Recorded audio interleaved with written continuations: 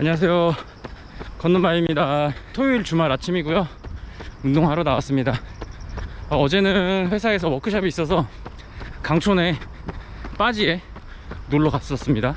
어저께 음주를 조금 했지만 오늘 오후에 일정도 있고 오전에 일찍 와서 운동도 하려고 술은 조금만 마셨습니다. 그렇게 좋은 컨디션으로 운동하러 나왔습니다. 그래도 약간이나마 남아있는 알코올 기운을 빼기 위해서 운동해 보겠습니다. 그럼 오늘도 렛츠고! 자, 오늘은 부상 이야기 한번 해보겠습니다. 저는 왼쪽 무릎 연골 수술을 했었고요. 연골이 거의 한 7~80% 뜯겨져 나간 상태에서 수술을 진행했었습니다. 지금은 수술한 지 5~6년이 지난 상태고, 달리기를 만나고 나서 무릎 쪽 근육이 강화되면서 무릎 컨디션이 굉장히 좋아진 상태입니다. 이런 부분 때문에 처음에 달리기를 시작할 때 무리하지 않고 시작했습니다. 빨리 달리지 않았고요. 처음에는 11분 페이스, 10분 페이스, 9분 페이스 이런 식으로 시작을 했습니다. 그때 당시는 93kg, 92kg 몸무게도 많이 나갔기 때문에 더 조심했던 부분이 있었습니다. 비가 와서 렌즈에 물이 묻으면 안 되니까 잠깐 비를 피해서 이야기를 이어나가 보면 이렇습니다. 달리기를 멈출 정도의 그런 부상이 없었던 이유는 아까도 말씀드렸다시피 천천히, 그리고 천천히 달리면서 달리기에 맞는 몸으로 만들었고요. 물론 그거는 우연치 않게 제가 몸무게가 많이 나갔기 때문에 그렇게 할 수 있었던 것 같습니다.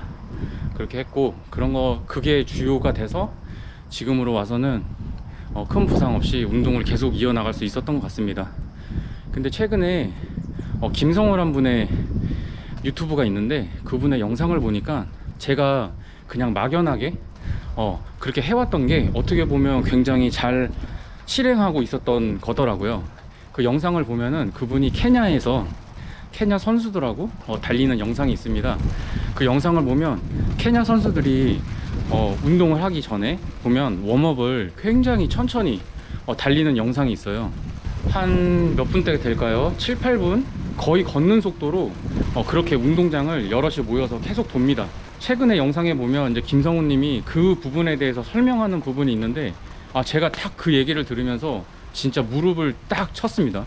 그 내용이 뭐냐면, 저는 처음에 그 영상을 봤을 때 그 케냐 선수들이 천천히 뛰는 모습이 그냥 케냐 선수들도 웜업 할 때는 저렇게 천천히 뛰는구나 라고 그냥 막연하게 생각을 했지만, 최근에 올라온 영상에서 보면 케냐 선수들은 처음에 그렇게 천천히 뛰는 이유를 땅과 내 몸의 소통이라고 생각을 한다고 하더라고요. 그러니까 대지의 기운을 받으면서 약간 내 몸도 체크를 하면서 어떤 약간 수양 같은 느낌으로 준비를 하는 거죠. 그거를 약 한 20분 정도 그렇게 한다고 해요. 케냐에서 뛰는 달리기를 좀 한다고 하는 선수들을 보면 한 2시간 10분 이하는 거의 그냥 평범한데? 약간 이런 느낌이라고 하더라고요. 그렇게 달리기 강국임에도 불구하고 20분 동안 그렇게 느리게 걷는 속도로 몸을 풀어주고 땅과 대화를 하는 그런 마음으로 달리기를 준비한다는 그 얘기를 듣고서 이거다, 이런 느낌이구나, 그래서 천천히 달리는구나, 그래서 천천히 달려야 되는구나 라는 그런 영감을 받았습니다. 아까도 말씀드렸지만 케냐 선수들이 본운동으로 들어갈 때 20분 정도 웜업을 하잖아요. 그렇게 뛰어난 선수들도 그 정도 시간에 천천히 대지와 땅과 대화를 하는 시간을 갖는데, 하물며 저희 같은 그냥 진짜 일반 그냥 달리기를 취미로 하는 사람들은 그거보다 더 그런 시간을 많이 가져야 된다고 생각했습니다. 케냐 선수 이야기와 연결해서 최근에 본 영상 중에 킹크루에, 대구에서 활동하신다고 하더라고요. 킹크루의 노재왕 감독님이라는 분이 계세요. 그분이 말씀하시는 거에 또 하나 영감을 받았는데, 이런 말씀을 하십니다. 근육이 성장하는 속도보다 그 건이나 그 다음에 인대, 이게 강화되는 속도가 굉장히 느리다고 합니다. 예를 들면 근육이 자라는 속도가 10이라고 하면 건이랑 인대가 자라는 속도라고 해야 되나요? 그거는 한 2 정도? 3 정도? 이렇게 굉장히 느리다고 합니다. 근데 달리기를 처음에 시작하시는 분들이 보면 근육 성장 속도가 더 빠르기 때문에 내가 달리기를 좀 하는데 내가 달리기가 좀 익숙한데 달리기를 조금 하다 보면 이런 느낌이 든다고 하죠. 그러다 보면 조금 더 달려도 되겠는데 조금 더 속도를 올려도 되겠는데 이런 생각을 한다고 합니다.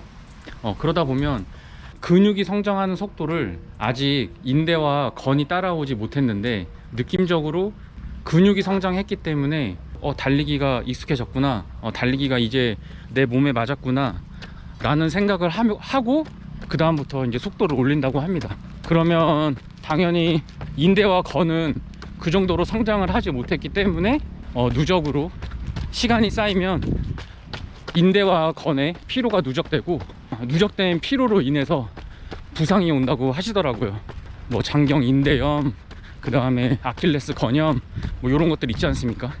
대부분 보면 근육이 다쳐서 달리기를 쉬는 경우는 보통 없어요. 보통 보면 장경 인대염이나 뭐 족저근막염, 그 다음에 아킬레스 건염 이런 것 때문에 운동을 멈추게 되고 치료를 받게 되지, 근육이 다쳐서 달리기를 쉬는 경우는 별로 없습니다. 그러니까 이런 메커니즘으로 부상이 오는 거고, 이 부상의 어쨌든 원인은 몸이 준비되지 않은 상태에서 속도를 냈기 때문입니다. 이런 부분을 종합을 해보면 저는 무릎 수술을 했었고, 그리고 몸무게가 많이 나갔었고, 이게 우연찮게 맞아 떨어지면서 천천히 달릴 수 있었고요. 천천히 달리면서 인대와 건을 강화할 수 있었고요. 그러다 보니까 무릎 주변의 근육도 성장하고 느린 속도로 인대와 건도 강화됐기 때문에 지금까지 큰 부상 없이 운동을 할 수 있었습니다. 자, 어떠십니까? 혹시 좀 공감이 가십니까? 그리고 혹시 지금 부상으로 휴식을 하고 있는 분이 있으시다면 아마 제 얘기가 조금이나마 도움이 된다고 생각합니다.